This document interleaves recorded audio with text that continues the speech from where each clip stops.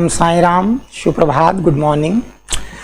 प्रिय विद्यार्थियों, apex academy की लाइव क्लासेस में आपका हार्दिक स्वागत है। आज हम लोग बहुत छोटी छोटी बातों की पहले चर्चा करेंगे। पहले सिविल सर्विस की तैयारी के प्रति एक जो भय का वातावरण आपके मन में आ गया है, उसको आप निकाल दीजिए। बेटा, बहुत सामान्य बच्चे भी इस परीक्षा में सिलेक्ट होते रहे हैं, बशर्ते उन्होंने अपनी सामान्य आदतों को छोड़ दिया है। तो पहले तो आपको वो समझना है क्या, जैसे कि कुछ छोटी छोटी बातें। पहली चीज ये है कि आप किसी क्लास में फैक्ट कलेक्ट करने नहीं आते हैं। आप क्लास में आते हैं एक विजन, एक दृष्टिकोण निर्मित करने के लिए आते हैं। तमाम अच्छे बच्चे हैं, ऐसा करते भी रहे हैं, लेकिन मैं ये नहीं मानता हूं कोई भी बच्चा ऐसा नहीं कर सकता है। हर व्यक्ति कर सकता है। तो आप क्लास में जब आए तो ये मानकर चलें कि आप एक विजन कलेक्ट करने आए हैं। यहाँ एक आपको दृष्टिकोण मिलने वाला है। फैक्ट तो पुस्तकों में मिल जाएगा आपको। और दूसरी चीज ये है, इसको क्लास के रूप में मानिए। मैं आपसे निवेदन करता हूं कि मैं 8 बजे उपस्थित हूं, तो आप भी 8 बजे रहिए। एक अच्छा असर पड़ता है। सीधे शिक्षक के सामने हम मौजूद हैं। ये मानिए कि सर हमारे सामने हैं। आप ध्यान से अपनी बातों को, जो मैं बता रहा हूं, उसको सुनिए। फिर अपने मन में प्रश्न क्रिएट करिए। आपको एक टेलीग्राम ग्रुप भी दिया गया है, आप उसमें भी अपने जो वाजिब क्वेश्चन हैं, शंकाएं हैं, उनका आप समाधान पा सकते हैं। बाकी इसके बाद आपके पास पूरा दिन मौजूद है। इस पूरे दिन में आप जितनी बार चाहें वीडियो देखें और कोशिश करिए कुछ नई चीज़ें बार बार देखने से अपने नोट्स में आप लिखें, तैयार करें। हमारा तरीका यही होगा बेटा कि हम लोग पहले चीज़ों को समझाएंगे, उसके बाद कुछ पॉइंट्स आपको लिखाए भी जाएंगे। और अगर वो पॉइंट्स आप अच्छी तरीके से लिख ले रहे हैं, मैं प्रतिदिन फिर कल से कुछ क्वेश्चन भी आपसे पूछूंगा और आप घर पे बैठे बैठे कोशिश करिए उन प्रश्नों का आंसर दे सकें। आज एक कन्वर्सेशन है, संवाद। स्वामी विवेकानंद एक बड़ी अच्छी बात कहते थे कि शिक्षक और कुछ नहीं करता है, वो आपके अंदर की संभावनाओं को जागृत कर देता है। मैं आपको अपने ऐसे कुछ मित्रों के उदाहरण दे सकता हूँ। हाई स्कूल, इंटर, ग्रेजुएशन तक बहुत सामान्य विद्यार्थी रहे, लेकिन बाद में उन्होंने अपने जीवन को एक दिशा दी और साईं की कृपा से बहुत अच्छे पदों पर पहुंचे, आईएएस तक बने। तो ऐसा कोई कारण नहीं है कि आप अगर प्रयास करेंगे तो आपको कुछ भी प्राप्त होने में दिक्कत आए। इसको समझिए। क्लास हिंदी इंग्लिश दोनों में चलेंगी तो उसकी कोई समस्या नहीं। अभी तो हम लोग कन्वर्सेशन कर रहे हैं, बातचीत कर रहे हैं, इसलिए हो सकता है हिंदी शब्द इसमें ज़्यादा आ जाए। बाकी जब मैं आपको कोई चीज़ बताऊंगा तो इसके जो इंग्लिश वर्जन है उस पर भी चर्चा करूंगा, उसमें भी आपसे बात करूंगा। सिविल सर्विस की तैयारी को ऐसा नहीं होता है कि कोई बहुत विशिष्ट तैयारी है। ये एक ऐसी तैयारी है जिसको विशिष्ट तरीके से किया जाता है। एक छोटी सी बात आपको बताता हूं। एक बार मोतीलाल नेहरू ने महात्मा गांधी के विषय में कहा था कि गांधी जी छोटे छोटे कामों को महान तरीके से करते हैं। छोटे छोटे काम, सुबह उठने से लेकर रात सोने तक के बीच के हमारे तमाम छोटे छोटे काम वो महान तरीके से करते हैं। मैं आपसे भी यही कहूँगा, यही अपने जीवन का आप एक आधार बनाइए। यही क्लास, यही नोट्स, यही किताबें पढ़कर तमाम बच्चे बार बार आईएएस बनते हैं और तमाम बच्चों को दिक्कत आती है। तो अब तक जो दिक्कत आई, आज से आप उनसे मुक्त हो रहे हैं, आप ये मानकर चलिए। अब आपको कैसे करना है तो मैं कुछ सुझाव आपको दे रहा हूं। इसको आप जरूर अपने जीवन में अपनाएं। पहले क्लास बहुत ध्यान से सुने, जिसको बोलते हैं ना बको ध्यानम, एकदम बगुले की तरह ध्यान लगाएं। और फिर क्लास के बीच में क्या नई चीज आज हमको सुनने को मिल गई, उसको कैच करें। काक चेष्टा, कौए की तरह चेष्टा। उसके बाद आप ये ध्यान रखिए कि क्लास में जो भी आज आपको चीजें मिली, उसको दिन भर में कई बार आप दोहराइए, अपने आप से कुछ प्रश्न पूछिए, उनका उत्तर दीजिए। मेरे पास तमाम बच्चों ने कहा है कि सर याद नहीं हो पाता है। उसका कारण ये होता है बेटा, हमने नोट्स उठाए और एक बार पढ़ डाला। ऐसे काम नहीं चलेगा, एक बार पढ़ने से कुछ नहीं होगा। आपको ये नोट्स कम से कम 3 बार आज शाम तक पढ़ने हैं। क्योंकि अभी फिलहाल तो 1 ही घंटे की अपनी क्लास है, तो 1 घंटे की क्लास के नोट्स आपको 3 बार पढ़ने पड़ेंगे। और कोशिश करिए कि उसके बाद आंखें मूदिए और उनमें से जितनी चीजें आपको याद हो गई उनको नोटबुक पर लिखिए। नोटबुक पर लिखकर देखिए आप क्या भूल रहे हैं, और जो चीज आप भूल रहे हैं उसको तुरंत मत देख लीजिए नोट से। थोड़ा रुकिए, थोड़ा दिमाग को लड़ने दीजिए। कोरोना संकट चल रहा है, आप जानते हैं 97% लोगों को इससे खतरा भारत में नहीं हुआ है। किनको नहीं हुआ? जिनकी एंटीबॉडी मजबूत है, इम्यूनो सिस्टम मजबूत है। हमने अपने दिमाग के इम्यूनो सिस्टम को कमजोर किया है। होता क्या है, हम शॉर्टकट ढूंढने लगे हैं। हम सोचते हैं कि कोई हमको बता दे। अरे हो सकता है कुछ दिनों में लोग ये पूछने लगे कि सर वो जो 150 क्वेश्चन प्री में आएंगे वही क्यों नहीं बता देते, या जो क्वेश्चन मेंस में आने वाले हैं वही क्यों नहीं बता देते। ऐसे नहीं होता है बेटा, अपने आप को आप मजबूत करिए। आप जिस क्षेत्र में जा रहे हैं उसमें आपको बहुत सारी चुनौतियां मिलने वाली हैं। प्रशासक के रूप में आपको ऐसी ऐसी चुनौतियों का सामना करना पड़ेगा जिसके रूप में तो ये अभी पढ़ाई सबसे सरल काम है। अभी विचार करिएगा 10 या 5 साल बाद जीवन के किसी मोड़ पर जाकर, मुझे लगता है दुनिया में सबसे सरल काम पढ़ाई है, अगर मन से कर लिया जाए। तो आप एक काम करिएगा कि कई बार लिख कर अभ्यास करिए। उससे देखिएगा कि ढेर सारी चीजें आपके दिमाग में एकदम सेव हो जाएंगी हमेशा के लिए। और दूसरी बात, तमाम बच्चे कहते हैं सर अचानक कोई कुछ पूछ लेता है तो मुझे याद नहीं रहता है। अचानक पूछने पे मालूम है मैं बता नहीं पाता हूं, मैं घबरा जाता हूं। ऐसा क्यों होता है मालूम है? आप अपने आप से क्वेश्चन नहीं करते हैं ना, आप खुद से क्वेश्चन करिए और उसका उत्तर खुद को ही दीजिए। फिर देखिए, एक आपने अपने मस्तिष्क का इम्यूनो सिस्टम डेवलप कर लिया होगा। फिर कोई कैसे भी प्रश्न पूछे और अगर कभी ऐसा होगा आप उत्तर न दे पाए, ऐसा कभी नहीं होगा। विश्वास रखिए इस बात पर। इसके बाद आपको क्या करना है, आप कोशिश करिए कि जो नोट्स आज आपको लिखाए गए या जो चीज आज आपको बताई गई, अगले 10 दिन में उसको आप 2-3 बार और दोहराएं। जब वो दिमाग में एकदम सेव हो जाएगी, याद करिए बचपन की क्लासेस किस तरीके से मस्तिष्क में सेव है। छोटा सा कोर्स होता था, वही बार बार हमारे शिक्षक हमारे दिमाग में डाल देते थे। प्रक्रिया वही आपको फिर करनी है। ऐसी परिस्थिति में आप बार बार उस चीज को तब तक अपने दिमाग में रखिए जब तक कि दिमाग में पूरी तरीके से सेव न हो जाए। उसके बाद मैं एक बात और आपसे कहूंगा, ऑब्जेक्टिव क्वेश्चन सॉल्व करिए। ऑब्जेक्टिव क्वेश्चन में मैचिंग वाले क्वेश्चन जरूर सॉल्व करिए। मैचिंग वाले क्वेश्चन पूरा कोर्स रिवाइज करा देते हैं। हम लोग अभी मान लीजिए पॉलिटी शुरू कर रहे हैं, तो ऐसी स्थिति में मैचिंग वाले क्वेश्चन में पॉलिटी में एक तरफ कॉलम है संविधान का भाग 3, दूसरी तरफ हमने लिख दिया है कि समान कार्य के लिए समान वेतन, equal wages for same work. तो आप अच्छी तरीके से जानते हैं कि ये भाग 4 यानी नीति निर्देशक तत्वों का हिस्सा है, directive principles of state policy का हिस्सा है। अब आपका दिमाग तुरंत लड़ना शुरू कर देता है बेटा। ये दिमाग आपका सोचता है यार ये तो बाईं तरफ जो लिखा है और दाहिनी तरफ जो लिखा है जो अलग अलग पोर्शन से लिए गए, और इसका फायदा आपको ये मिलता है कि 2 पोर्शन पे आपका दिमाग एक साथ दौड़ता है। और ऐसे ही बाईं तरफ 4 पॉइंट है, दाहिनी तरफ 4 पॉइंट है, मैचिंग करानी। ये बेहतरीन क्वेश्चन होते हैं, तो चुन कर एक अच्छी सी बुक से आप मैचिंग वाले क्वेश्चन किया करिए। तो एक अच्छा तरीका ये भी। आज आप क्लास को एकदम नॉर्मल लीजिए, हो सकता है कुछ तकनीकी दिक्कतें भी आए, उसको भी नॉर्मली लीजिए। क्योंकि बेटा मैंने बताया कि ढेर सारे बच्चों के बीच आज कम्युनिकेट करना है। तमाम बच्चों ने तो लेट नाइट रजिस्ट्रेशन प्रक्रिया प्रारंभ की, तो हो सकता है कि शायद उन तक अभी क्लास ना पहुंच पा रही हो। हम लोग जैसे ही क्लास ओवर होगी उसके बाद अपनी प्रक्रिया कुछ ऐसी उनके रजिस्ट्रेशन को ओके करेंगे, तो आज ही पूरे दिन नहीं, वो अगले कुछ दिनों तक ये पूरी क्लास वो देख सकेंगे। तो उसकी चिंता आपको नहीं करनी है। जो लोग देख रहे हैं वो एकदम लाइव वाली अनुभूति रखें कि सर मेरे सामने है और मैं भी ये मान के चल रहा हूं कि मेरा हर बच्चा मेरे सामने है।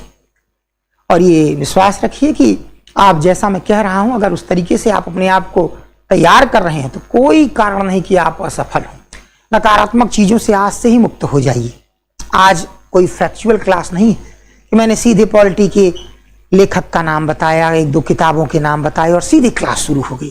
बेटा आज हम लोग कैसे पढ़ें इस पर चर्चा करेंगे, क्योंकि सिविल सर्विस की तैयारी में हाउ टू रीड से ज्यादा जरूरी है कि व्हाट टू नॉट रीड, क्या न पढ़ें ये समझना, क्या न करें जीवन में, ये ज्यादा जरूरी है। तो थोड़ी सी बातें आप ध्यान से सुने। तो मैचिंग वाले क्वेश्चन आप लोग खूब किया करें। ये जो मैचिंग वाले क्वेश्चन होते हैं वो दिमाग को जागृत कर देते हैं, एक चीज। दूसरा, कुछ काम आज से आपको करना है। एक सरल सी बात है, लेकिन मैं चाहूंगा प्रत्येक विद्यार्थी, प्रत्येक बेटा, प्रत्येक बेटी ये काम जरूर करे। हम जितने घंटे सोते हैं क्या उससे ज्यादा घंटे पढ़ते हैं? हमारा जीवन बनने वाला है, यही कुछ वर्ष हैं जब हम अपने जीवन को बना सकते हैं, हम अपने आप को एक उदाहरण के रूप में प्रस्तुत कर सकते हैं। और अगर इसको हम गंवाएंगे तो फिर उसका कंपनसेशन मिलना बड़ा कठिन है, क्योंकि दुनिया में कोई भी समय को वापस नहीं ला सकता। ईश्वर ने ऐसी रचना ही की, खुद वो भी जो है समय को वापस नहीं लाते। तो आप समय का सही सदुपयोग करिए।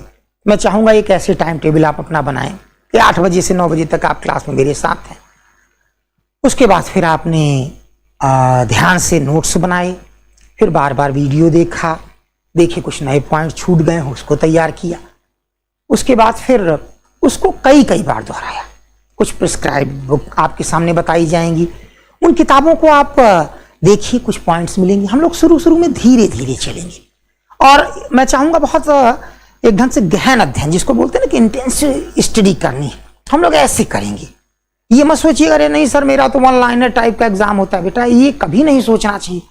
तैरना जो जानता है उसको चाहे आप तालाब में उतारिए, चाहे नदी में उतारिए, चाहे समुद्र में उतारिए, वो डरेगा नहीं। तो अच्छा तैराक बनना है। अभी आप अच्छी तरीके से जानते हैं तैराक बनने के लिए जल में उतरना पड़ता है। इसको सिर्फ एक वीडियो मानकर मत चलिएगा, ये आपकी क्लास है और इस रूप में मान के चलिएगा। अब तक जो गंवाया खोया कोई चिंता की बात नहीं।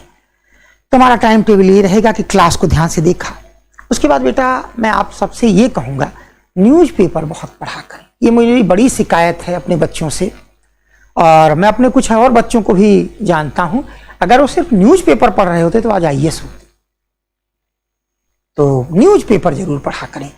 अब न्यूज़पेपर में क्या पढ़नी है इसको अच्छी तरीके से समझिए। नेशनल इंटरनेशनल इवेंट्स, अच्छी खबरें, जो नेशनल इंटरनेशनल इवेंट्स हैं उनको पढ़िए।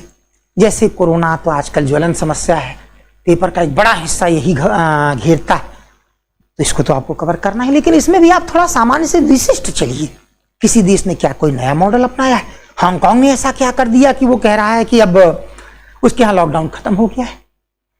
अभी चीन में ऐसा क्या हो गया है कि वुहान में और बीजिंग में सामान्य गतिविधियां जारी कर दी गई। केरल का कौन सा मॉडल है कि वहां 400 से ऊपर संक्रमितों में लगभग 450 ठीक हो गए?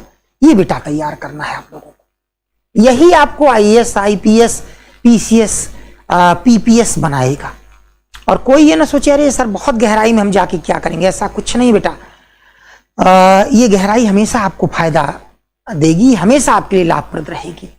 तो न्यूज़पेपर जरूर पढ़िए, न्यूज़पेपर से नोट्स बनाइए। हाँ, न्यूज़पेपर में क्या ना पढ़िए मैं जरूर आगाह करूंगा। राजनीतिक बयानों को कभी मत पढ़िए। फलनवा ने फलनवा को ये कहा, ये कभी काम नहीं आने वाले। और मित्रों से भी राजनीतिक बयानों पे चर्चा मत किया करें। क्लोज ग्रुप बनाइए, 2-3 मित्र आपस में बैठे, लेकिन राजनीतिक बयानों पे चर्चा मत करें।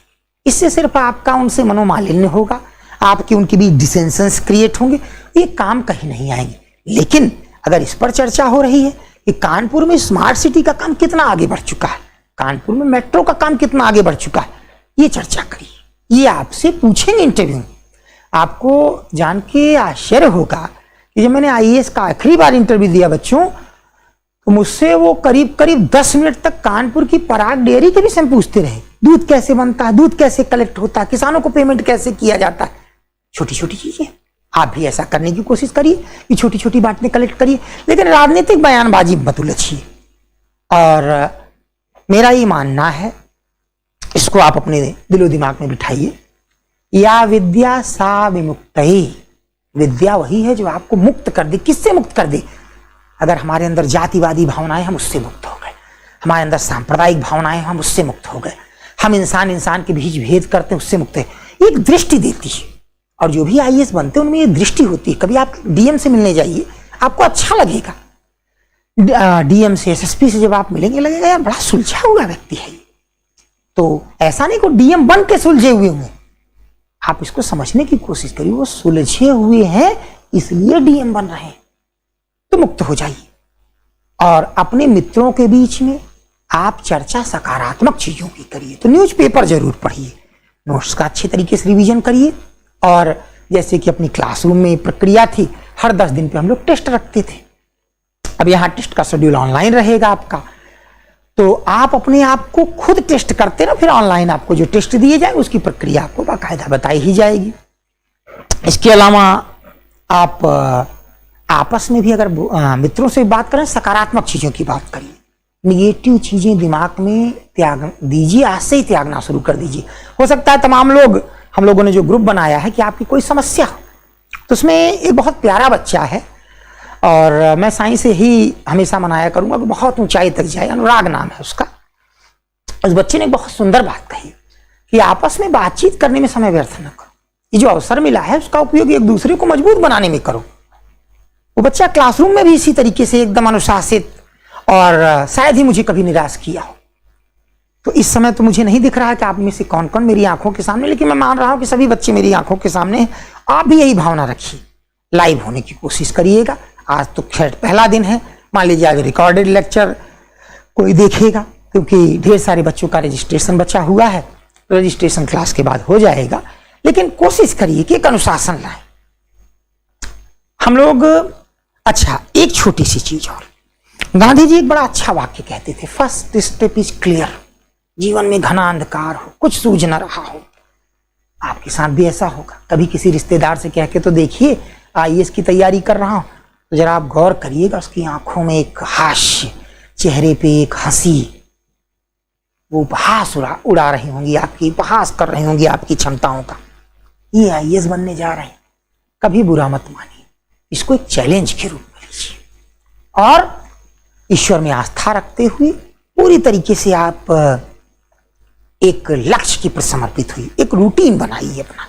और उस रूटीन में बस इतना ध्यान रखना है कि हम जितने घंटे सोते हैं उससे ज्यादा घंटे पढ़ेंगे। सोने 6 से 8 घंटे का सोना पर्याप्त होता है, और आप तो जिस उम्र में है वहां 6 घंटे पर्याप्त है, तो 6 घंटे से ज्यादा आप पढ़ेंगे। हाँ, सर्विसमैन है तो सर्विसमैन अगर थोड़ा कम भी पढ़ते हैं तो पूरा कर लेंगे, क्योंकि वो ऑलरेडी काम करते करते इतना दक्ष हो चुके हैं कि अगर 4 घंटे पढ़ते हैं तो आपके 6 घंटे के बराबर वो कवर कर लेते हैं। तो उसके बाद जो है फिर अच्छे तरीके से पढ़िए, आपस में कन्वर्सेट करिए। मेरे सामने भी आए तो आप चर्चा करिए, सर मैं ये पढ़ रहा हूं, मैं ये कर रहा हूं, अब क्या करूं। आज मैंने पहले ही कहा कि सीधे मैं नहीं आ जाऊंगा, चलो पॉलिटी की किताबें लिख लो, पॉलिटी शुरू हो गई। कुछ बातें पढ़ने का कुछ तरीका तो बच्चों हम लोग समझें। लिटरेचर जरूर पढ़ा करें। आप कहेंगे सर लिटरेचर, जैसे एक बार मैंने अभी ट्विटर पे शायद लिखा कि लिटरेचर पढ़ें, तो उसमें से एक कमेंट आया, बड़ा अशोभनीय कमेंट था कि किताब पढ़ने की तो फुर्सत ही नहीं है, नोट्स पढ़ने की तो फुर्सत ही नहीं, लिटरेचर कैसे पढ़ें। बेटा कटु सत्य भी है कि जिसके पास किताब और नोट्स पढ़ने की फुर्सत नहीं है, भगवान के पास भी फुर्सत नहीं है कि उसको आईएएस बना दे। इतना त्याग तो करना ही होगा, तो इतना त्याग करने को तैयार रहिए। लिटरेचर में आप मोटी मोटी किताबें मत उठाइए, मुंशी प्रेमचंद की कोई कहानी पढ़ लीजिए। अब आप कहेंगे सर इससे मिलेगा क्या। मुंशी प्रेमचंद की 2 बड़ी खासियत है, एक समाज को समझना और दूसरा दूसरे को समझा लेना। यही तो आपको करना है सिविल सर्विस में। आप अपने अगल बगल के वातावरण को समझते हैं और दूसरों को समझा लेते हैं, यानी एग्जामिनर को समझा लेते हैं, यही आपको करना है। तो मुंशी प्रेमचंद से आपको कुछ शब्द मिलेंगे, अखबार के एडिटोरियल पेज को पढ़ने में कुछ शब्द मिलेंगे। कुछ बच्चों की शिकायत है कि द हिंदू पढ़ते हैं तो 2 घंटे लग जाते हैं। कोई बात नहीं बेटा, इस समय तो वैसे भी लॉकडाउन चल रहा है, 2 घंटे लग रहे हैं, लगने दीजिए। धीरे धीरे वो 1.5 और 1 घंटे तक आएगा। 1 घंटे आइडियल स्टडी है न्यूज़पेपर की, कोई दिक्कत नहीं, लेकिन अगर 2 घंटे लग रहे हैं, लगने दीजिए। तो उसमें इंफ्रास्ट्रक्चर से जुड़ी कानपुर में कौन सी योजनाएं आई, प्रदेश में इंफ्रास्ट्रक्चर के डेवलपमेंट से कौन सी योजनाएं आई, कोई पॉलिसी मैटर आया क्या? ये कौन सा एपिडेमिक एक्ट महामारी अधिनियम है? ये कब आया था? अच्छा 1897 में आया था, 1897 में। अच्छा फिर इसी को रिलेट करिए, जोड़िए, तो क्या हो गया था इसमें? अच्छा हाँ सर ने बताया था, जो पुराने बच्चों और नए बच्चों को बताया जाएगा। अच्छा इसी 1897 के महामारी अधिनियम का विरोध करने के लिए चाफेकर बंधु ने पुणे के प्लेग कमिश्नर रैंड की हत्या कर दी थी। अच्छा इसी में तिलक को 18 महीने कारावास की सजा हुई थी। इसी के बाद वो राष्ट्रीय नेता बन गए थे। अब आप देखिए बेटा कितनी चीजें आपको मिल गई। एपिडेमिक एक्ट 1897, महामारी अधिनियम 1897, और मदद आपको कितनी चीजों को मिली। तो आप ऐसे को रिलेट करिए, तो खूब अध्ययन करेंगे तो को रिलेट कर लेंगे। कोई चिंता की बात नहीं, ये सोचे करे अभी तुम नहीं कर पाए, कोई बात नहीं, आप आगे करेंगे। निराशावाद मन में नहीं, नकारात्मक चीजों से दूर हटिए। ऐसी चीजों को एकदम जहर की तरह त्याग दीजिए जो आपको नकारात्मकता की ओर ले जाए। जो ग्रुप बना है, ये जानकर ग्रुप बना है, मेरे लिए तो बेटे के समतुल्य हैं, और अर्थ अकेडमी के डायरेक्टर भी हैं रोहित प्रताप। तो उन्होंने एक बड़ी अच्छी बात कही कि सर ग्रुप हम बनाते हैं, मान लीजिए 90% बच्चे भी इसका फायदा उठाते हैं, तो उनको हम फायदा देंगे इसका। 10% फायदा नहीं उठा रहे हैं, वो एक निराशा का वातावरण पैदा कर रहे हैं, कोई दिक्कत नहीं, लेकिन 90% तो फायदा उठा रहे हैं। तो आप बेटा उन 90% में नहीं, उन 90% के समूह को 100% में कन्वर्ट करिए कि आप इस ग्रुप का सकारात्मक प्रयोग करेंगे। विश्वास करिए, अगर आपने बताया कि सर मुझे पढ़ने में ये दिक्कत आ रही है, तुरंत समाधान होगा। और अगर आप नकारात्मक बातें कर रहे हैं तो फिर उसका समाधान तो थोड़ा मुश्किल हो जाएगा। तो न्यूज़पेपर पढ़ना है, खूब पढ़ना है। अच्छा लगातार 10 घंटे मत पढ़ा करिए, नहीं पढ़ा जा सकता है। शरीर की बायोलॉजिकल क्लॉक ग्रहण करने की एक क्षमता रखती है, 1 घंटे से ज्यादा ग्रहण नहीं कर सकते। हम लोगों ने भी पढ़ा है, 14-14 घंटे तक हम लोग दिन भर में पढ़ लेते थे, लेकिन बेटा कभी भी 1 घंटे के बाद 5 मिनट का ब्रेक जरूर लिया। उस बीच कोई अच्छा सा गाना सुनिए, अपने आप को तरोताजा करिए। घर में छोटे बच्चे हैं, उनसे थोड़ा सा संवाद करिए, एक एनर्जी मिलेगी। उसके बाद फिर आप पढ़ने बैठिए। हर 1 घंटे के बाद 5-5 मिनट का ब्रेक आप ले सकते हैं, ये एक प्राकृतिक प्रक्रिया है, कोई दिक्कत नहीं। अब ये ना हो कि 5 मिनट पढ़ने के बाद 1 घंटे के ब्रेक चल रहे हैं, तो ये तो फिर दिक्कत हो जाएगी इसमें। उसके बाद आप कुछ प्रिस्क्राइब बुक बताई जाती है आपको। होता क्या है बेटा, बुक इसलिए बताई जाती है, वैसे तो आपको क्लास में जो कुछ भी बताया जाएगा, जो कुछ भी लिखाया जाएगा, आपके IAS बनने के लिए वो मैटर सफिशिएंट, लेकिन फिर भी बेटा बुक होनी ही चाहिए। इसलिए उसी बुक से कुछ और चीजें आपको मिलेंगी। 10 चीजें ऐसी मिलेंगी जो आपको लगेगा कि इसमें से 2 चीजें सर ने क्यों नहीं बताई। अब आप ये सोचेंगे यार इसका मतलब ये आनी नहीं है एग्जाम में, इसलिए सर ने इसको हटा दिया। अब आप धीरे धीरे, एक हमारी कहावत है ना, सार सार को गह रहे थोथा दे उड़ाए, अच्छी चीजों को पिक आउट करने की आदत डालेंगे। तो इसलिए ऐसा किया गया है। जो बच्चे दूर दराज के हैं, कानपुर के नहीं हैं, जो एपेक्स एकेडमी की क्लासेस बाद में नहीं ले सकते हैं लॉकडाउन के बाद, वो निश्चिंत रहें। पूरा प्रयास है कि हम लोग इस ऑनलाइन लाइव क्लास को एक स्थायी रूप दें, जिससे उन बच्चों से हमेशा संपर्क बना रहे। तो आपकी इसके अतिरिक्त जो भी समस्याएं हों, आपका ग्रुप बना दिया गया है टेलीग्राम पे, व्यक्तिगत रूप से फोन भी कर सकते हैं, व्हाट्सएप पे मैसेज भेज सकते हैं, आप अपनी शंकाएं रख सकते हैं। तो आज शुरू करते हैं थोड़ा सा। जैसे आपको बताया गया था, गांधी जी ने कहा फर्स्ट स्टेप इज क्लियर। ढेर सारे कामों में कौन सा काम सबसे पहले करें? जो सबसे सरल हो। फिर से सुनिए, जो सबसे सरल हो। तो आज हम लोग इस ऑनलाइन क्लास की शुरुआत पॉलिटी, राज व्यवस्था से करते हैं। सरल है, हर व्यक्ति को इंटरेस्ट रहता है, देश का शासन कैसा चल रहा है, प्रशासन कैसा चल रहा है। तो बेटा पहली चीज ये है कि आप इसको पॉलिटी बोलेंगे, पॉलिटिकल साइंस नहीं बोलेंगे। अगर कोई आपसे पूछेगा आज आपके सर ने किस टॉपिक को शुरू किया, तो आप भूल कर भी नहीं कहेंगे पॉलिटिकल साइंस, दोनों में अंतर होता है। पॉलिटी GS का पोर्शन है, इसमें हमारे संविधान और हमारे रूलिंग सिस्टम को हम समझते हैं। पॉलिटिकल साइंस एक सब्जेक्ट है ऑप्शनल, और उसमें तमाम थिंकर्स, उनके विषय में पढ़ाया जाता है। तो ऐसी स्थिति में फिर आप इस बात को ध्यान रखेंगे कि आज से हम लोग पॉलिटी शुरू करेंगे। अब आपको करना क्या है इस पॉलिटी को शुरू करने में? मार्केट में तमाम अच्छी किताबें हैं, इस समय शायद आपको उपलब्ध ना हो पाए, लेकिन अगर आपके पास है तो इन किताबों की मदद जरूर लें। जैसे आजकल एम लक्ष्मीकांत काफी चर्चित है, तो उनकी किताब का भी आप प्रयोग कर सकते हैं। उसी प्रकार से मैं आपको रिकमेंड करूंगा सुभाष कश्यप और बृजकिशोर शर्मा, दो बहुत अच्छे लेखक हैं। और ऐसे लगता है सुभाष कश्यप साहब तो खुद भी आईएएस रहे हैं, और आईएएस रहे इसलिए उनको मालूम है कि एक सिविल सर्वेंट को सिलेक्ट होने के लिए करना क्या करना पड़ता है, क्या लिखता है एक एस्पिरेंट सिविल सर्वेंट का जो सिलेक्ट हो जाता है। तो बहुत ही बेहतरीन तरीके से अपनी बात को रखते हैं।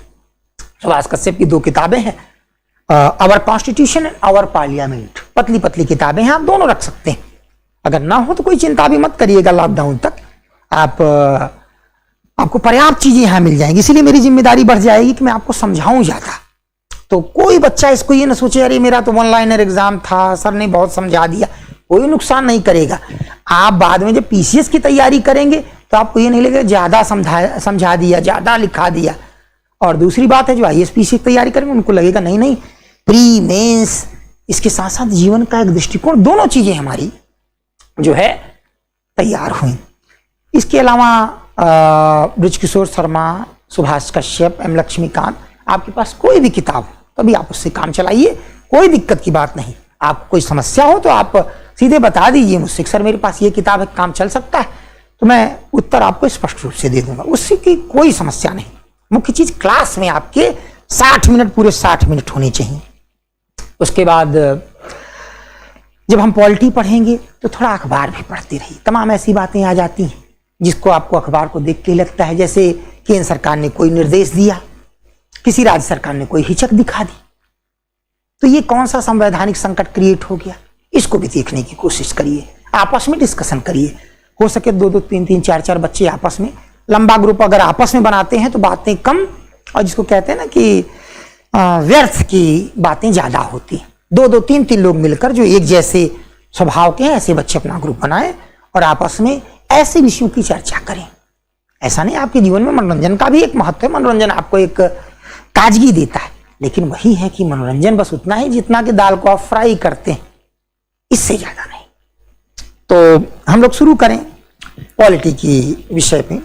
इसमें आप पढ़ेंगे संविधान और देश की शासन प्रणाली। इसके लिए आपको किताबें भी बताई गई हैं, कोई एक रख लें। कुछ चीजों पे मैं चर्चा करना चाहूंगा, बीच बीच में मैं बोर्ड की मदद लूंगा, और बहुत प्यार से इसको समझिएगा। आज का जो शासन है इसको आधुनिक युग का शासन कहते हैं।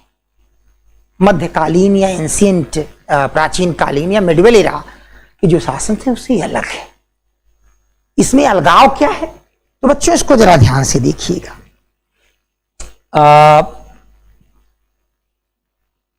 शासन, इसको इंग्लिश में बोलते हैं रूलिंग, और प्रशासन इसको इंग्लिश में बोलते हैं एडमिनिस्ट्रेशन। इनमें अंतर होता है बेटा। अच्छा, जब भी मैं बेटा कहूं इसमें मेरी बेटियां भी शामिल हैं। ये ना सोचें कि सर बार बार बेटा ही कह रहे हैं, बेटियों को क्यों संबोधित नहीं कर रहे हैं। मेरी बेटियां भी इसमें शामिल हैं, और क्लास में भी आपने देखा होगा, व्यक्तिगत रूप से मिलकर भी देखा होगा कि सब मेरे लिए मेरे अपने बच्चे ही हैं। इनमें अंतर क्या है, पहले इसको हम देखते हैं। शासन और प्रशासन, रूलिंग और एडमिनिस्ट्रेशन। तो बेटा अपनी बात को कहने के पहले एकदम सरल रूप में प्रस्तुत करिए। पहले देखिए इसके अंतर्गत कौन आता है। इसके अंतर्गत आते हैं ये मंत्रीगण वगैरह, मिनिस्टर्स, और इसके अंतर्गत आते हैं अधिकारी वगैरह।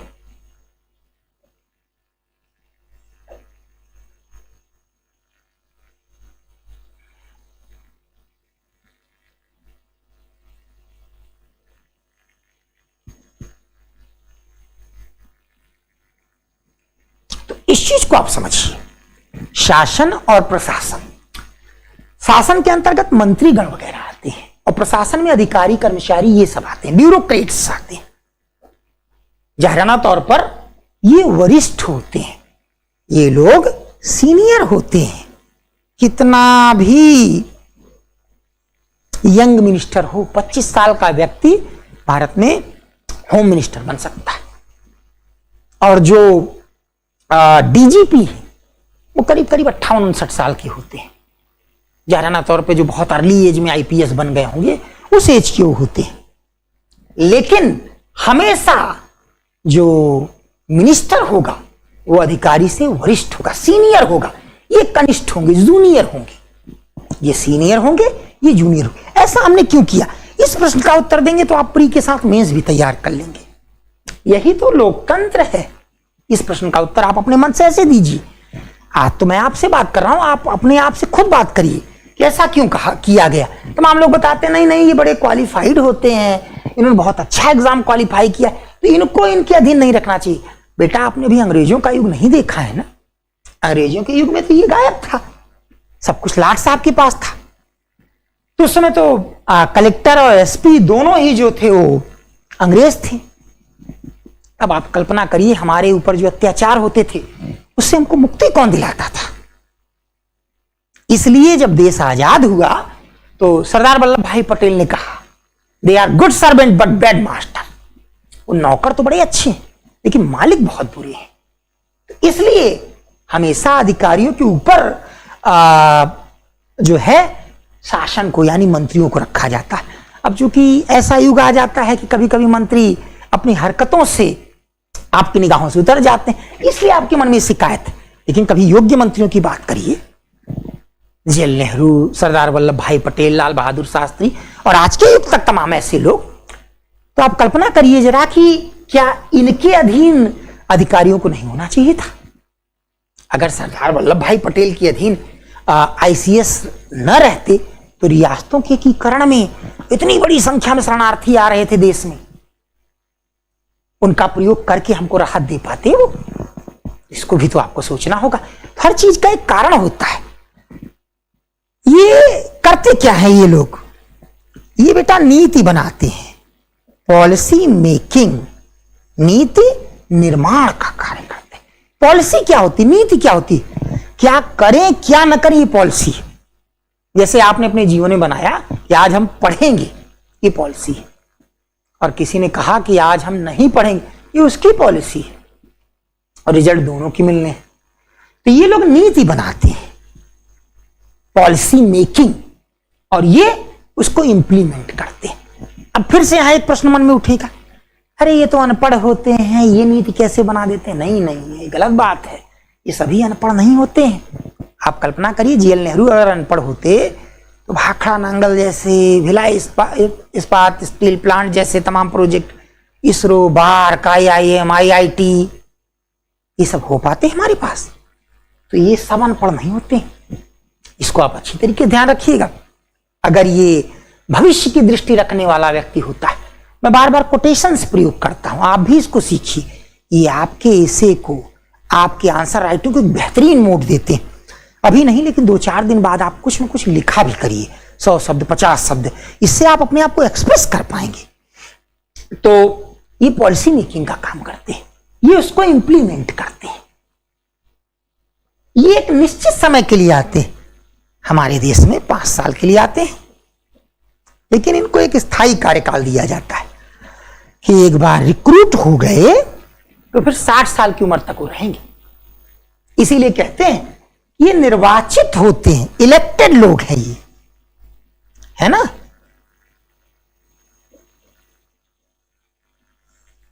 और ये लोग रिक्रूटेड हैं, ये नियुक्त होते हैं। एक परीक्षा से इन लोगों की नियुक्ति होती है, रिक्रूटमेंट होता है। तो ये इनमें कुछ बेसिक अंतर होते हैं। ये अंतर आज के युग में आया है, शासन और प्रशासन का एक अंतर। मैं उम्मीद करता हूं कि इसको आपने समझा होगा और बाद में बार बार आप वीडियो देखकर इसको समझने की चेष्टा करेंगे। कल मैं आपसे कोई कॉन्सेप्चुअल प्रश्न भी पूछ सकता हूं कि आजादी के बाद हमने मंत्रियों के हाथों में अधिकारियों की लगाम क्यों दी, तो आप मुझे इसका उत्तर देंगे कि अंग्रेजों के जमाने में ब्यूरोक्रेसी बहुत पावरफुल थी और सबसे बड़ी बात थी उसकी कोई जवाबदेही नहीं थी, जिसके कारण से अधिकारीगण अनियंत्रित हो गए, हमारे ऊपर तमाम प्रकार के अत्याचार होने लगे। तो उसी का समाधान करने के लिए आजादी के बाद हमने ये सिस्टम बदल दिया। यही लोकतंत्र है, यानी सत्ता लोक के हाथों में आ गई, हमारे हाथों में आ गई। तो इसको आप अपने तरीके से अपने दिमाग में सेव करेंगे। जो ये बातें लिखी गई हैं मैंने बार बार चर्चा की है, फिर भी अगर आप चाहते हैं तो ब्रीफ में इसको कहीं लिख भी सकते हैं, और मैं एक बार इसको फिर से आपको रिपीट कर देता हूं। इंग्लिश हिंदी दोनों बच्चे सुन लें। रूलिंग एंड एडमिनिस्ट्रेशन, शासन और प्रशासन दोनों में अंतर होता है। रूलिंग में मंत्री मिनिस्टर आप लिख सकते हैं, एडमिनिस्ट्रेशन में अधिकारी ब्यूरोक्रेट्स। रूलिंग ये वरिष्ठ सीनियर लोगों का समूह है, एडमिनिस्ट्रेशन ये कनिष्ठ जूनियर लोगों का समूह है। रूलिंग का काम नीति निर्माण पॉलिसी मेकिंग होता है, एडमिनिस्ट्रेशन का काम उसका इंप्लीमेंटेशन होता है, नीति का कार्यान्वयन। ये एक निश्चित अवधि के लिए चुने जाते हैं 5 साल, और इनको सेवानिवृत्ति तक के लिए इनका कार्यकाल मिल जाता है अप टू रिटायरमेंट। ये लोग इलेक्टेड होते हैं और ये लोग रिक्रूटेड होते हैं। ये इनके बुनियादी अंतर है। इतना आप अपने दिमाग में रखने की कोशिश करेंगे। फिर थोड़ी सी बातें और करेंगे, एकदम इसको बोझ के रूप में मत लीजिएगा, बहुत सामान्य तरीके से। ये सिस्टम शुरू कब से हुआ? ये सिस्टम बहुत दिन नहीं हुए। जब यूरोप वाले, जो आजकल कोरोना से सबसे ज्यादा ग्रस्त हैं, जब यहां आर्थिक रूप से परिवर्तन आने शुरू हुए, तब मीडियोकर्स का उदय हुआ। मीडियोकर्स यानी हम लोग।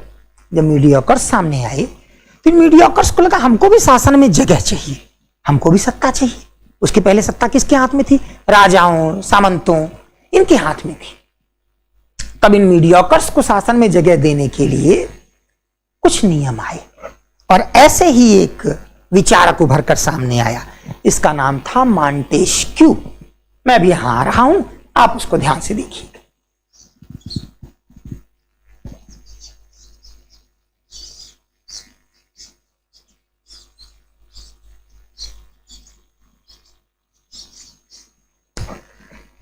ये विचारक था मॉन्टेस्क्यू। पूरी दुनिया की समस्या थी तानाशाही। एक फ्रेंच थिंकर है, उसने कहा तानाशाही खत्म कैसे करें। तो मॉन्टेस्क्यू ने एक सिद्धांत दिया, जिसको हम बोलते हैं शक्ति पृथक्करण, सेपरेशन ऑफ पावर। शक्ति पृथक्करण, शक्तियों का अलगाव, सेपरेशन ऑफ पावर। मॉन्टेस्क्यू ने कहा कि एक ही व्यक्ति में सारी शक्तियां मत दीजिए, वो तानाशाह होगा, फिर वंश परंपरा से सारी चीजें अपने हाथों में रख लेगा, फिर दिक्कतें आएगी। तो शक्तियों को 3 भागों में बांट दीजिए। कैसे 3 भागों में बांटें? देखें ध्यान से। एक है विधायिका, इसको हम लोग अंग्रेजी में बोलते हैं लेजिस्लेचर।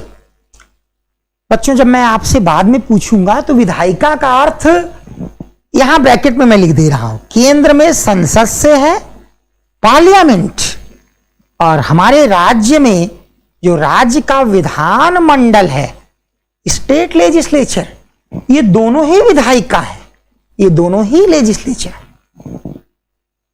दूसरा अंग है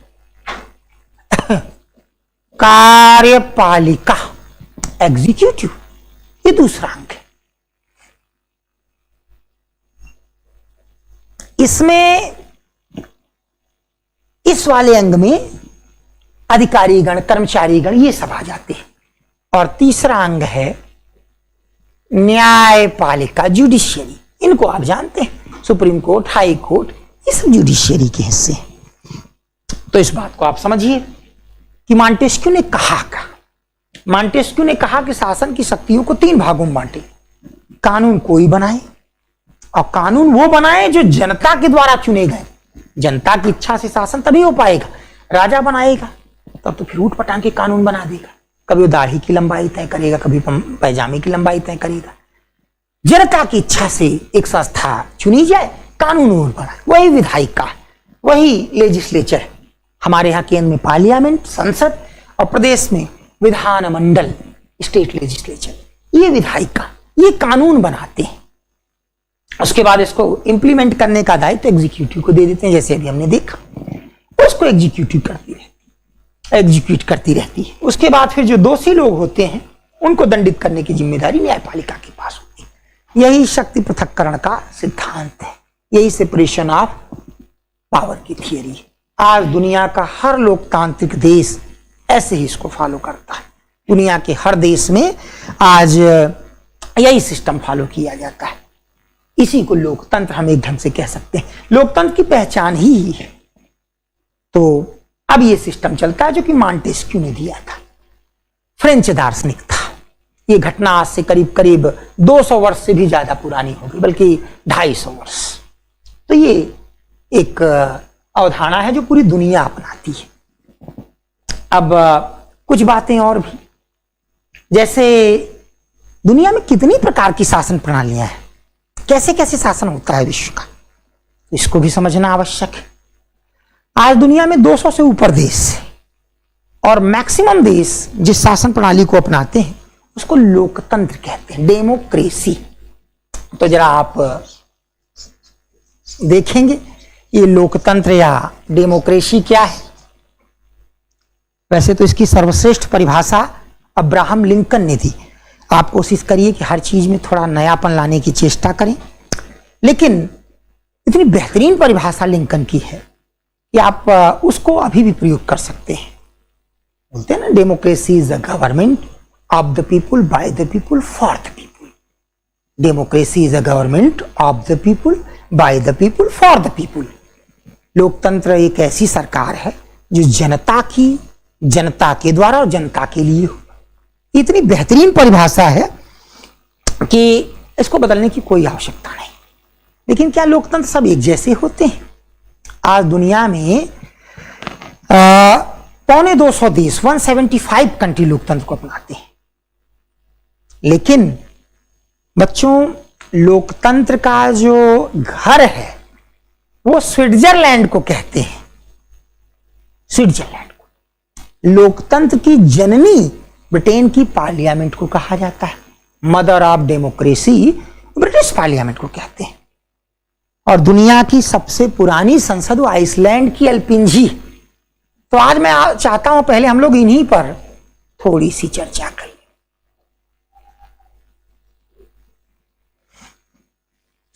ये दुनिया की सबसे पुरानी संसद है, the oldest parliament of world. Iceland बहुत दूर यूरोप के भी पश्चिम और उत्तर दिशा में शेष दुनिया से काफी अलग थलग एक ऐसा क्षेत्र जिसका शेष दुनिया से कोई संपर्क नहीं।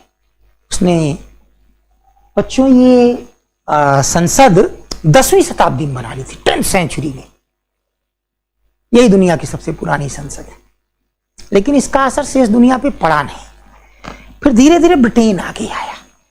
वहां धीरे धीरे जब व्यापारियों की शक्ति बढ़ी, मीडियोकर सामने आए, तो उन लोगों ने फिर शासन प्रणाली में बदलाव के लिए जोर डाला। तब संसद में आम जनता का एक सदन आया जिसको हम बोलते हैं हाउस ऑफ कॉमन्स, आम लोगों का सदन, कॉमन लोगों का हाउस। उसके बाद फिर ब्रिटेन ने जो पार्लियामेंट बनाया उसके दो भाग की, इसी को द्विसदनीय संसद कहते हैं, bicameral parliament. House of Lords, सामंतों का सदन, ये पहले से चल रहा था। हाउस ऑफ कॉमन्स ये बाद में आया। और 18वीं शताब्दी 18th सेंचुरी तक आते आते सारी शक्ति धीरे धीरे धीरे धीरे ब्रिटेन में इसी हाउस ऑफ कॉमन्स की ओर धीरे धीरे शिफ्ट होती चली गई। यही प्रेरणा दुनिया के सारे देशों को मिली। तो इसीलिए ब्रिटेन की संसद को दुनिया में लोकतंत्र की जननी, मदर ऑफ डेमोक्रेसी कहते हैं। भले ही सबसे पुरानी संसद आइसलैंड की है, लेकिन मदर ऑफ डेमोक्रेसी ब्रिटेन की संसद को कहते हैं। उसी प्रकार से समय बीता। यूरोप में देश तो काफी छोटा है, लेकिन हर दृष्टिकोण से बहुत आगे है। स्विट्जरलैंड नाम आपने सुना होगा, स्विट्जरलैंड। तमाम बच्चों ने जो क्लास में बैठते हैं तुरंत दिमाग लगाना शुरू कर दिया होगा। हाँ सर, स्विट्जरलैंड की चर्चा आप ज्योग्राफी में करते थे। आल्प्स पर्वत की तलहटी में बसा हुआ देश। तो बेटा तरीका यही होता है, मैंने पॉलिटी में स्विट्जरलैंड का, आपने तुरंत जो है ज्योग्राफी में स्विट्जरलैंड की लोकेशन ढूंढ ली। ये कोरिलेट करना सिखाएगी। इकोनॉमी में स्विट्जरलैंड की लोकेशन आपने ढूंढनी शुरू कर दी। क्या महत्ता है स्विट्जरलैंड और इकोनॉमी में सर ने क्यों चर्चा की थी? अच्छा, वो देश दुनिया के कुछ चुनिंदा देशों में जहां सबसे ज्यादा पर कैपिटा इनकम है। तो देखिए बेटा, एक नाम लिए लेकिन 3 चीजें आपने तैयार कर ली। आप लोग के दिमाग में 3 चीजें आ गई। तमाम बच्चे ऐसा कर रहे हैं, मुझे मालूम है। जो नहीं कर पा रहे हो धीरे धीरे वो भी करना सीखें। तो स्विट्जरलैंड ने एक नियम बनाया राइट टू रिकॉल का। हमारे यहां जैसे हमने अपना MLA या MP चुन लिया, 5 साल के लिए चुन लिया। अब वो हमको सुन रहा है नहीं सुन रहा है हमें, अब इसका हमारे पास कोई उपचार नहीं। स्विट्जरलैंड में ऐसा नहीं। स्विट्जरलैंड में अगर आपने किसी को अपना प्रतिनिधि रिप्रेजेंटेटिव चुना है, उससे असंतुष्ट है, तो आप उसको रिकॉल कर सकते हैं, बुला सकते हैं। वहां जब कानून बनते हैं तो जनता से राय ली जाती है। ये कानून बना रहे हैं, सुझाव हो तो दीजिए। ये कानून बना रहे हैं, तैयार हैं, यस आर नो। तो तमाम लोग कहेंगे हमारे यहाँ भी राइट टू रिकॉल कर दो, हमारे यहाँ भी जनता से कानून बनाने के लिए राय लो। बिल्कुल सही बात। लेकिन क्या हमारा ऐसा अभी स्तर बन पाया है कि हम कानून बनाते समय सरकार को राय दे सकेंगे? क्या हमको मालूम है कि अनुच्छेद 370 को खत्म करते समय जो जो कदम उठाए गए उन सबसे हम परिचित हैं? इतनी तो जागरूकता लानी होगी ना हमें अपने अंदर। और जब हमारी जागरूकता का स्तर ये होगा तब हम वो मांग कर सकते हैं। First deserve then desire. पहले हम अपनी जागरूकता का एक स्तर बनाएं, उसके बाद फिर हम सरकार से मांग करेंगे कि राइट टू रिकॉल लाओ। राइट टू रिकॉल तो भारत में वैसे भी संभव नहीं है। आप जानते हैं हमारे यहाँ लोकसभा या विधानसभा का जो चुनाव होता है, लोकसभा या स्टेट लेजिस्लेटिव असेंबली का, वो चुनाव जो है इस आधार पे होता है कि जिसको सबसे ज्यादा वोट मिल गए वो व्यक्ति जीत जाता है। 5 लाख वोट पड़े लोकसभा के चुनाव में, किसी को 2 लाख वोट मिल गए, 3 लाख लोग उसके विरुद्ध हैं। लेकिन उस 2 लाख वोट जिस व्यक्ति को मिले उसको सबसे ज्यादा वोट मिले, वो जीत जाता है। इस सिस्टम को बोलते हैं first passed the post system. First passed the post system. तो अब हमारे यहां तो 5 लाख में 2 लाख मत पाके व्यक्ति जीता ही है। 3 लाख व्यक्ति पहले दिन से ही उसके साथ नहीं, वो कैसे रिकॉल कर लेंगे? तो हमें अपना सिस्टम बदलना होगा। वो बात की बात है, अभी तो हम लोग शुरुआत है, हम समझ रहे हैं। तो स्विट्जरलैंड एक सिस्टम वहां का ये है कि राइट टू रिकॉल कर लेता है, और दूसरा स्विट्जरलैंड हर कानून बनाते समय जनता की राय लेता है। भारत अभी आर्थिक सामाजिक दृष्टि से, शैक्षिक दृष्टि से, सोशियो एजुकेशनल एंड इकोनॉमिकल, इन सभी दृष्टियों से इतना आगे नहीं हुआ है कि वो ये कर सके। इसलिए भारत में ये लागू हो पाना फिलहाल संभव नहीं। अभी तो हमारे आपके ऊपर है, हम जितनी जल्दी अपने आप को योग्य बना ले उतनी जल्दी फिर हमारे यहाँ ये सिस्टम आ जाएगा। तो लोकतंत्र दुनिया के आज 175 175 प्लस कंट्रीज में है। ये लोकतंत्र भी 2 प्रकार से दुनिया के देशों ने स्वीकार कर रखा है। मैं बार बार पूछना चाहता हूं, देखिए बेटा, शुरू के कुछ दिनों तक हम लोग कॉन्सेप्ट पे चर्चा करते हैं, ये क्या 2 दिन। अगर कॉन्सेप्ट क्लियर, मैंने आपसे कहा कैबिनेट की मीटिंग हुई थी, मंत्रिपरिषद ने उसका अनुमोदन किया, cabinet meeting was executed and it was ratified by council of minister. अब 2 शब्द आपके सामने आ गए, cabinet and council of minister. क्या ये अलग होते हैं? बिल्कुल अलग होते हैं। और आपको पहले 2 दिन अपने सारे कॉन्सेप्ट क्लियर करने। जैसे बार बार मैं रिपब्लिक या गणतंत्र बोलूं, लोकतंत्र या डेमोक्रेसी बोलूं, तो आपके दिमाग में क्लियर हो, नहीं सर ये दोनों शब्द अलग अलग हैं, और हाँ आपने हमको बता दिया है। तो थोड़ी मेहनत शुरू के 2 दिन में कर लीजिए। शुरू के 2 दिन ही हमारी नींव तैयार होती है, तो उस नींव को अच्छी तरीके से तैयार करिए। तो अब जरा हम देखते हैं कैसे 2 प्रकार के लोकतंत्र होते हैं।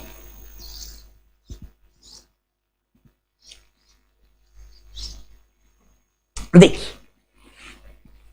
एक तो संसदीय लोकतंत्र होता है, अंग्रेजी वाले बच्चे इसको बोलेंगे parliamentary democracy. Parliamentary parliamentary democracy, संसदीय लोकतंत्र, ये क्या होता है? इसमें शक्तियां एक ग्रुप को दी जाती है जिसको हम बोलते हैं काउंसिल ऑफ मिनिस्टर्स, मंत्रियों का समूह। ब्रिटेन संसदीय लोकतंत्र है, भारत संसदीय लोकतंत्र है। यहां शक्तियां प्रधानमंत्री के नेतृत्व में ग्रुप को दी गई जिसको हम बोलते हैं काउंसिल ऑफ मिनिस्टर्स। इसी को बोलते हैं सामूहिक उत्तरदायित्व, कलेक्टिव रिस्पॉन्सिबिलिटी। कलेक्टिव रिस्पॉन्सिबिलिटी, सामूहिक उत्तरदायित्व। तो ढेर सारे देश इस सिस्टम को अपनाते हैं। यूएसए अलग सिस्टम अपनाता है, वो अध्यक्षीय लोकतंत्र की ओर बढ़ा, प्रेसिडेंशियल डेमोक्रेसी। अध्यक्षीय लोकतंत्र, प्रेसिडेंशियल डेमोक्रेसी। यहां शक्तियां एक व्यक्ति को दी गई, एक व्यक्ति को अर्थात राष्ट्रपति को, प्रेसिडेंट को। यूएसए में कोई बात होती है तो उसके लिए प्रेसिडेंट उत्तरदायी है।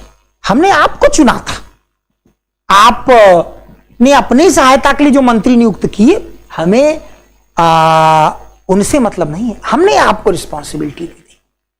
तो ये अलग अलग किस्म का है। भारत ने इसलिए इसको अपनाया कि पार्लियामेंट्री डेमोक्रेसी में एक एक लोकसभा सदस्य का महत्व होता है। अटल बिहारी वाजपेयी की सरकार 1999 में एक वोट से गिर गई थी, यानी मणिपुर का भी एक सांसद, नागालैंड का भी एक सांसद चाहे सरकार बचा सकता था या गिरा सकता था। जब हम सबको साथ लेकर चलते हैं, भारत जैसे देश में तो बहुत आवश्यक है ना ये करना, क्योंकि आप जानते हैं 8 प्रमुख धर्म हैं और 18 ऐसी भाषाएं हैं जिसको 1 करोड़ या ज्यादा लोग बोलते हैं, 9,500 जातियां। यहां सबको लेकर चलने वाला ही सफल होता है।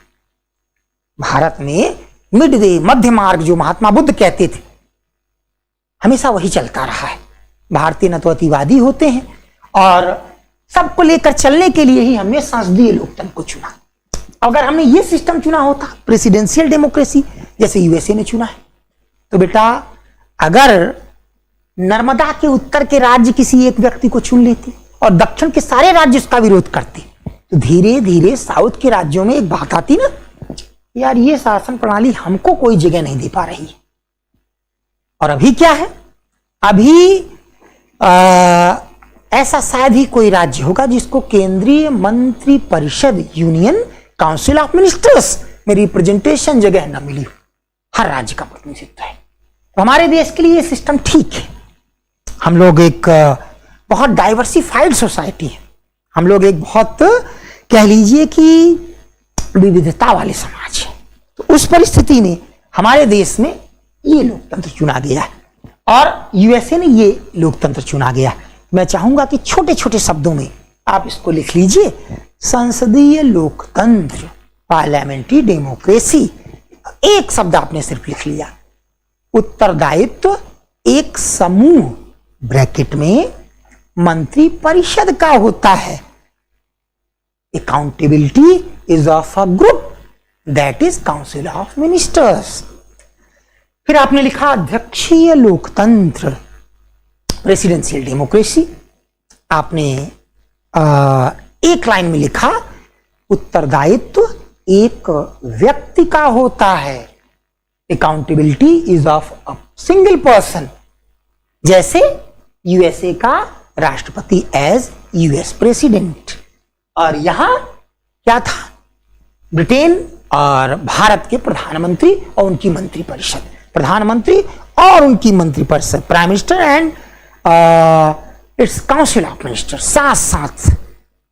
तो हमने इसको क्यों चुना, इस प्रश्न का भी उत्तर आपको मिला।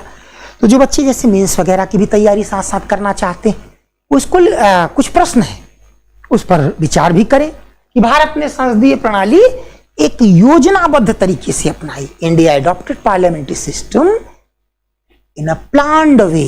और 100 शब्दों में लिख के तैयार कर लिया, 50 में लिखिए। आज पहले दिन से ही जरूरी नहीं है कि आप बहुत अच्छे लेखक ही बन जाएं, लेकिन ये बात जरूर है कि डे बाय डे एक अच्छे लेखक आप बन रहे हैं। लेखक से तात्पर्य है कि एक ऐसे व्यक्ति आप बन रहे हैं जिसको देखकर कोई भी कहे कि सिविल सर्विस का एस्पिरेंट है। आपको कुछ अगर दिक्कतें भी आई होंगी तो आप मुझसे निश्चित तौर पे व्यक्तिगत तौर पे आपके पास मैंने बताया कुछ सोशल मीडिया चैनल है, उससे आप बात कर सकते हैं। तो ये लोकतंत्र है, ये आधुनिक युग की देन है। आज दुनिया के लगभग हर देश इस लोकतंत्र या डेमोक्रेसी के सिस्टम से चलते हैं। इसके पहले का जो सिस्टम था वो राजतंत्र था, मोनार्की। मैं चाहता हूं थोड़ा समय बचा है, थोड़ी चर्चा इस पर भी हम लोग कर लें। ये राजतंत्र या मोनार्की, इसमें सत्ता एक व्यक्ति के हाथ में रहती है, लेकिन वंश परंपरा के अनुसार हेरिडिटरी सिस्टम, पिता के बाद पुत्र, पुत्र के बाद उसका पुत्र, ये सिस्टम। आप सोचेंगे तो पुराने जमाने की बात है, नहीं, ऐसा नहीं है। अभी भी दुनिया में तमाम देश ऐसे हैं जो इसी मोनार्की वाले सिस्टम से चल रहे हैं। सऊदी अरब, आपने सुना होगा, अखबार पढ़िए, सऊदी अरब के जो क्राउन प्रिंस हैं, सलमान नाम है उनका, आजकल उन्होंने तमाम सुधार किए। तमाम बच्चे याद कर रहे होंगे, पिछले एक हफ्ते में उनके कुछ सुधार अखबारों में, न्यूज़पेपर्स में आए। अगर क्लास होती तो हाथ उठाते आप लोग, लेकिन मैं मान रहा हूं कि आप लोग हाथ उठा रहे हैं, और निश्चित तौर पे मेरी नजर उन बच्चों पे जिन्होंने हाथ उठा लिया है। तो कौन कौन सुधार किए? अब वहां कोड़े मारने की सजा नहीं दी जाएगी, फिजिकल पनिशमेंट बंद, नाक कान काटने की सजा नहीं दी जाएगी, ऐसे सुधार कर रहे हैं। तो ये सऊदी अरब में मोनार्की ही है। बगल के भी दो एक देश है वहां ऐसे, जॉर्डन, मोनार्की। उसी प्रकार से अगर हम अपने बगल में आ जाएं तो फिर इस स्थिति में देखेंगे ब्रुनेई, और एक टापू है, आप देखिए वहां भी एक छोटा सा देश है। ये मैं आपको वर्क दे रहा हूं करने के लिए। मैंने आपको कभी बताया था कि एक छोटा सा टापू है, और बोर्नियो, उस पर 3 देश है, जिसमें से एक छोटा सा देश है ब्रुनेई, मलेशिया और इंडोनेशिया भी उस पर काबिज है। एक टापू 3 देश। तो ब्रुनेई का जो सुल्तान है किस सिस्टम से है? राजतंत्र, मोनार्की। तो फिर ये इंग्लैंड में रानी क्यों है? तो इसका मतलब ये भी राजतंत्र हुआ, लेकिन अभी बात हुई नहीं इंग्लैंड, तो शायद भी लोकतंत्र हुआ। यूरोपीय देश बहुत समझदार है। जो व्यक्ति परिस्थितियों के अनुरूप अपने आप को ढाल लेता है, अवसर रहते, समय रहते संभल जाता है, वो व्यक्ति हमेशा आगे निकल जाता है। यूरोपीय देशों ने देखा कि जब मीडियोकर का उदय हो रहा है, टैक्स यही दे रहे हैं, तमाम टैलेंटेड लोग इन्हीं से आ रहे हैं, तो फिर ऐसी परिस्थिति में यूरोपीय देशों ने एक रास्ता निकाला और मोनार्की को लिमिटेड कर दिया। आप बने रहेंगे, अधिकार नहीं रहेंगे। ऐसे देशों को बोलते हैं संवैधानिक राजतंत्र, कॉन्स्टिट्यूशनल मोनार्की। ब्रिटेन में यही स्थिति, रानी बनी हुई है, अधिकार कुछ नहीं। अधिकार सब संसदीय लोकतंत्र, पार्लियामेंट्री डेमोक्रेसी के तहत उन्होंने दे दिए सारे के सारे अधिकार संसद को। तो यहां लोकतंत्र जो है स्थापित हो गया है, और सिंबॉलिक, प्रतीकात्मक रूप से राजा रानी भी बने। ऐसे और कौन से देश हैं? यहाँ क्या शासन का सिस्टम है, और कितने प्रकार की शासन प्रणालियां होती हैं, इन सारी चीजों को मैं आपके बीच लेकर कल आऊंगा। आज आप इसको कई बार सुनिएगा, निश्चित तौर पर हो सकता है कुछ तकनीकी दिक्कतें आई होंगी, आप उस पर बात करिएगा।